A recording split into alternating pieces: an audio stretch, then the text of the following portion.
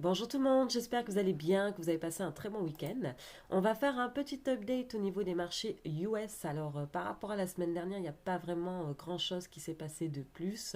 Mon avis non plus par rapport à la semaine dernière n'a pas changé puisque nous sommes toujours dans ce petit range ici. Il n'y a pas eu d'amélioration au niveau des chiffres non plus. Donc, on va faire un petit tour à ce niveau-là. Donc là, ce qu'il faut savoir, c'est que, vous voyez, on n'arrive pas à aller retester ces derniers plus hauts ici. Mais ce qui est intéressant, c'est qu'on voit que le VIX, par exemple, lui, ne fait pas de nouveau plus bas non plus. Donc lui, vous voyez, il est sur support ici. On voit que depuis quelques temps, le VIX fait toujours des plus bas, toujours plus hauts, ce qui est pas très bon pour un environnement vraiment safe, hein, sécuritaire, on va dire. Et donc là, on voit que aujourd'hui, par exemple, le S&P 500 stagne, mais ne stagne pas sur les mêmes niveaux que les VIX, que le VIX lorsque le prix du S&P 500 était ici ou ici. Donc voilà.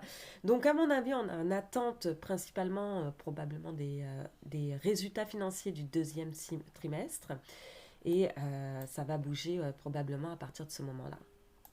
Donc au niveau des résultats financiers, donc vous voyez ici pour le S&P 500, les résultats nets, c'est l'indice des révisions. On voit que justement l'indice des révisions au mois de juin est encore en ralentissement de croissance. Il y a toujours de la croissance dans les résultats. Cependant, on voit qu'il y a toujours un ralentissement au sein de la croissance des résultats. Aussi en bleu, ce qu'on a, c'est le US Manufacturing PMI. Donc là, on voit aussi que bien évidemment, ça va avec, hein. Donc lorsque celui-là est en mode ralentissement, ben, les earnings finissent par suivre aussi. Et donc là, on est toujours dans la trajectoire d'un ralentissement. Donc ça, bien évidemment, c'est moins favorable pour tout ce qui est les actifs toujours à risque. Donc voilà, donc ça c'est quand on est sur la pente comme ça descendante, c'est moins favorable pour cette classe d'actifs ici.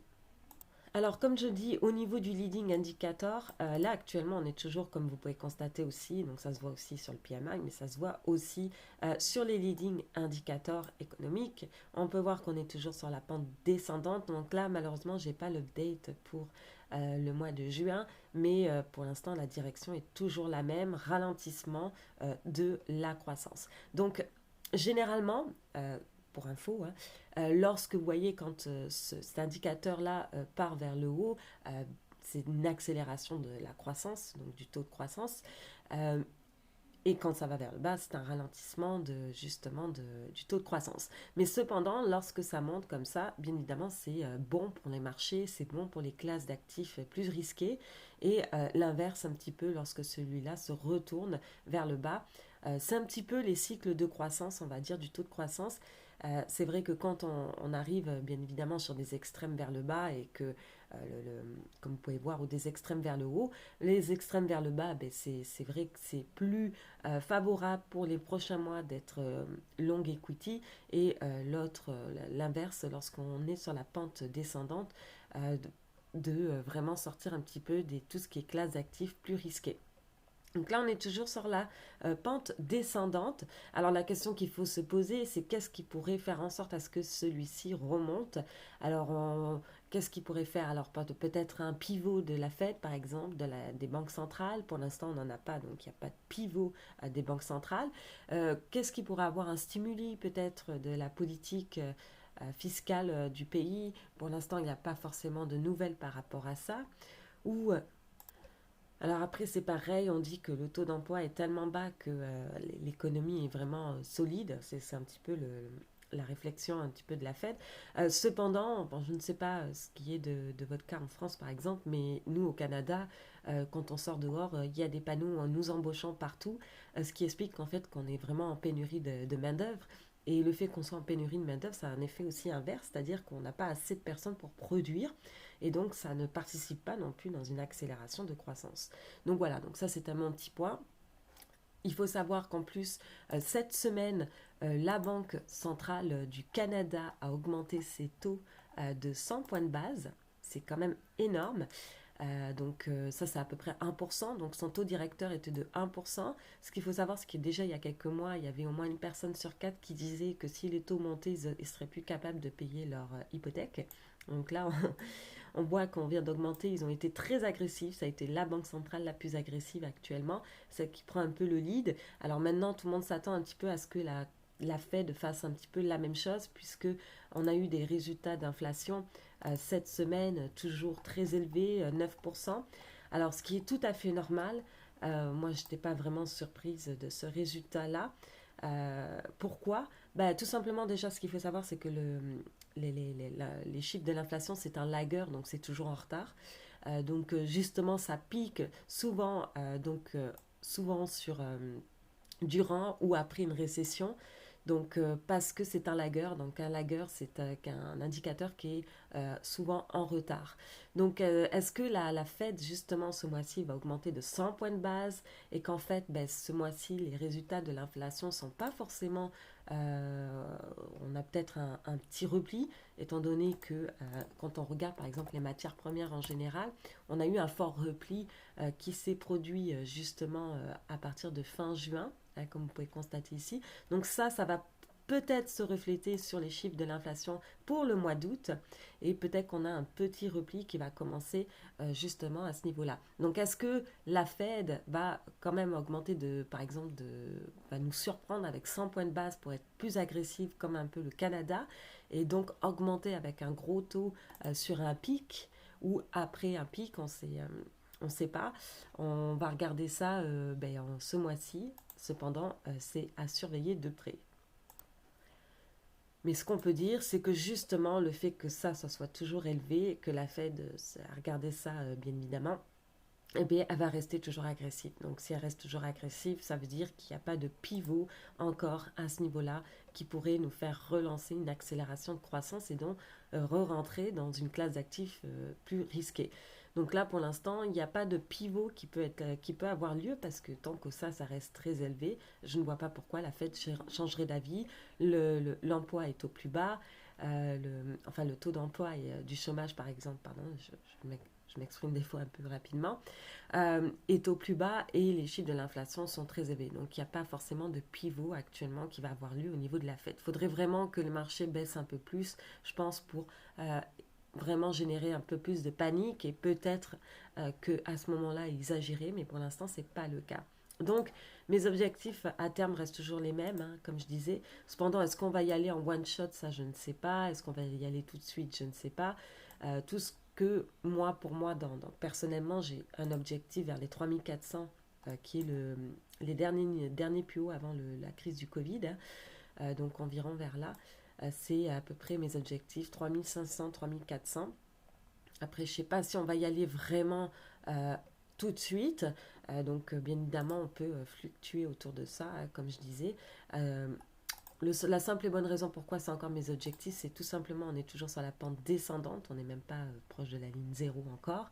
Aussi, l'autre élément qui me fait dire ça, et surtout, je vois que les marchés sont quand même très dépendants de tout ce qui est la politique monétaire, on voit qu'actuellement, il n'y a pas forcément de retour en arrière, de pivot de la Fed. Donc, d'en plus, elle est toujours en augmentation des taux, mais aussi, elle fait ce qu'on appelle le QT, c'est-à-dire qu'elle retire des liquidités du système financier, c'est-à-dire qu'elle ne rachète pas les obligations qui arrivent à maturité. Donc ça, c'est deux éléments restrictifs de la Fed et pour l'instant, celle-ci ne pivote pas, donc ça ne va pas injecter de la liquidité dans les marchés pour soutenir une nouvelle croissance. Donc, pour l'instant, ça c'est intéressant, c'est une roadmap pour comment l'économie répond aux changements dans les taux. Et on a eu effectivement un ralentissement dans l'immobilier, dans les nouveaux ordres. Et là, on arrive potentiellement dans la troisième étape ici, qui est donc les profits. Donc là, actuellement, on est sur le trimestre numéro 2. Est-ce que ça va réagir par rapport au profit du deuxième trimestre parce que l'inflation aussi a eu des impacts sur bien évidemment sur les marges des sociétés, c'est tout à fait logique. Et donc, on va voir l'impact pour le deuxième trimestre, ce mois-ci. Et donc, est-ce que le marché va réagir finalement à ça, donc au profit. Et ensuite, la dernière partie, c'est l'emploi, hein, comme vous pouvez voir ici. L'emploi, c'est un lagging indicator, donc c'est quelque chose qui est lent. Généralement, l'emploi pique vraiment déjà quand le marché a déjà baissé. Donc c'est toujours un élément en retard. Donc pour l'instant, on est encore au plein emploi. Un catalyseur pourrait effectivement nous mettre ça, ou sinon, à un moment donné, le fait qu'on ait une pénurie peut-être de main-d'œuvre fait en sorte à ce qu'on ne produise pas assez et qu'à un moment donné, ça se reflète aussi dans les chiffres et donc peut-être que le taux d'emploi va. Le taux de chômage, pardon, j'arrête de dire le taux d'emploi, va monter. Donc là, pour l'instant, on est dans potentiellement la partie profit au niveau de la réaction des taux. Donc là, on attend. C'est ça qu'on va dire. Donc là, on est toujours dans l'inversion, je l'avais montré la semaine dernière, on est toujours dans l'inversion des taux longs et des taux courts. Donc si je fais les taux longs moins les taux courts, hop, voilà. Attendez, je vais mettre ça sous forme de régulier, comme ça. Régulier, pardon. Taux, là. On va mettre ça, vous voyez ici, on a deux fois l'inversion de la courbe des taux. Donc ça, normalement, c'est un leading indicator, un indicateur avancé qui précède les récessions généralement. Donc là, on l'a eu, par exemple, vous voyez, deux fois aussi. Donc en 2006, après ça on l'a eu en 2007 de nouveau. Et là on l'a eu une première fois au mois de mars et là on l'a une seconde fois. Donc là on voit que bien évidemment le fait en plus qu'ils font toujours du QT, donc du retrait de liquidité, qu'ils ne rachètent pas les obligations à maturité, ça fait en sorte à ce que, bien évidemment, on voit que toujours cette courbe persiste ici. Et faire, généralement, la dernière fois que la courbe, vous voyez ici la courbe des taux longs et des taux courts pour l'inversion s'est inversée. La dernière fois que c'est arrivé, il faut savoir que la Fed n'était pas restrictive. Donc ça a mis plus de temps. Mais là, cette fois-ci, elle est restrictive et on a l'inversion de la courbe. Donc pour moi, c'est deux éléments qui sont plus risqués puisqu'elle reste restrictive dans une inversion de la courbe. Donc c'est quand même pas évident à ce niveau-là. En plus, quand on voit par exemple les taux 2 ans, les taux courts qui sont plus reliés à l'inflation, donc qui reflètent beaucoup plus un peu l'inflation, on peut voir que oui, effectivement, alors si on va sur du weekly, vous voyez, on est sur une pente ascendante ici, mais on voit qu'au niveau des momentum, si on rajoute le RSI par exemple, on peut voir qu'on a une baisse du momentum ici par rapport à la hausse d'ici. Donc voilà, ça stagne un petit peu. Donc même si on fait un nouveau plus haut, on voit qu'il y a un ralentissement de momentum. Donc on sent qu'on est un petit peu potentiellement sur la fin. Après, je ne dis pas qu'on n'aurait pas d'autres pics inflation, mais qu'avant ça, peut-être qu'on a un repli avant de revenir plus haut. Donc là, on voit que pour l'instant, il y a une forte baisse du momentum quand on prend les taux 2 ans qui sont un peu plus relatifs à l'inflation. Et quand on voit les taux longs, donc par exemple avec les taux 10 ans, donc là c'est pareil, hein, on a un ralentissement, vous voyez ici on a fait des nouveaux plus hauts sur un momentum vraiment plus bas.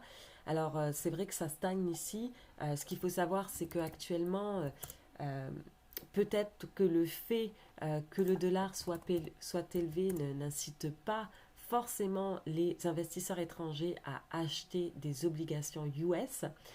Donc ça, on commence à voir de ce qu'on appelle des extrêmes, des excès sur le dollar US. Donc pour l'instant, on voit que aussi on a fait donc à nouveau plus haut sur une divergence de RSI. Donc on a une baisse de momentum. Ça, c'est ce qu'on peut constater.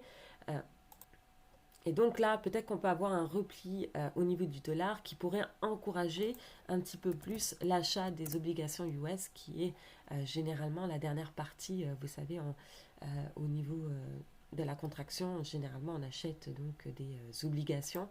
Donc si on prend par exemple le ratio des actions versus les obligations, donc vous voyez ici, on est sur le ratio qui a quand même baissé ici. Donc idéalement, il faudrait qu'on casse en dessous pour vraiment confirmer ça. Mais comme je disais, pour l'instant, il faudrait peut-être que le dollar baisse un peu plus pour encourager les investisseurs étrangers, notamment le Japon qui est le plus gros acheteur d'obligations US. Donc là, on voit qu'au niveau du RSI, on est quand même passé sur la moyenne. Et donc, ben voilà, on surveille ça de près à ce niveau-là. Donc on est potentiellement de toute manière sur la fin du cycle, mais ça prend du temps avant de tout se former. Bon, au niveau du Bitcoin, de toute manière, c'est toujours la même chose que le S&P 500. Pour l'instant, on reste dans ce range ici. C'est vrai que si on n'a pas fini de pricer vraiment le potentiel de toute une récession, il y a des probabilités à ce que le Bitcoin descende. Donc, comme je dis, le mieux, c'est parce que savoir le bottom exact, c'est quand même assez difficile, hein, on n'est pas tous devins.